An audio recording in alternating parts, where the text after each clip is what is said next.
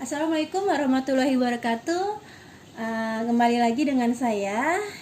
Saat ini kita akan mempelajari tentang siklus nitrogen sesuai dengan permintaan kalian, karena 3 kelas di kelas IPA semuanya request tentang menjelaskan bagaimana sih daur nitrogen atau siklus nitrogen.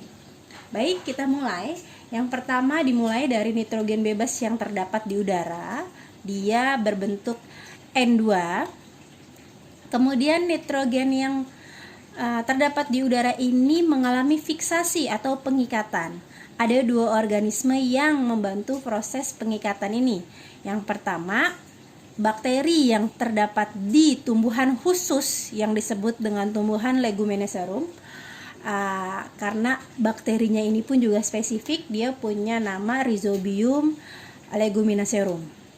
Tumbuhan yang dimaksud adalah tumbuhan yang memiliki bintil akar, biasanya dimiliki oleh tumbuhan polong-polongan.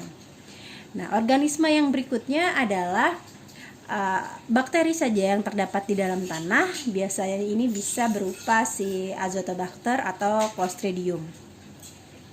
Baik, kita lanjut.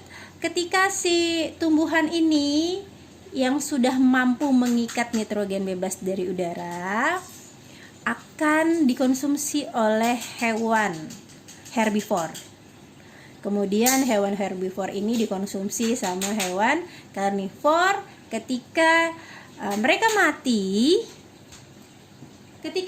mati atau mengalami penguraian, prosesnya kita sebut dengan peristiwa dekomposisi oleh organisme dekomposer, yaitu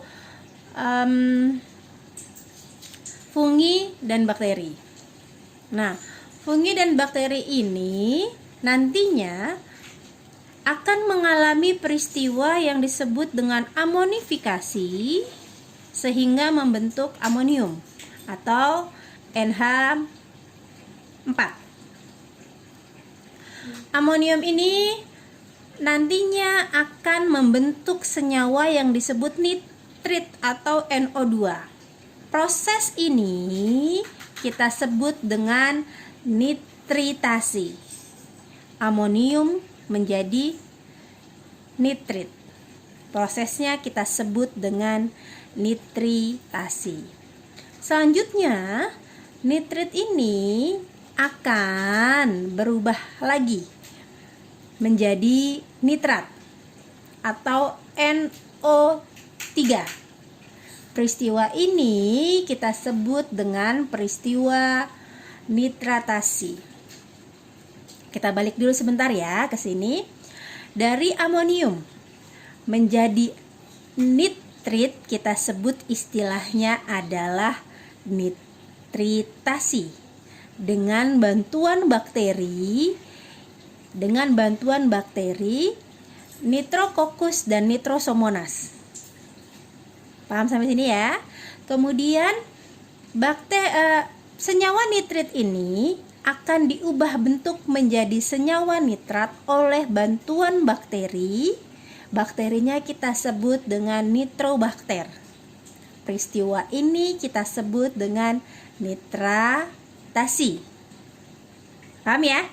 Saya ulang, dari amonium menjadi nitrit menjadi nitrat. Kalau keseluruhan proses ini kita sebut dengan proses nitrifikasi.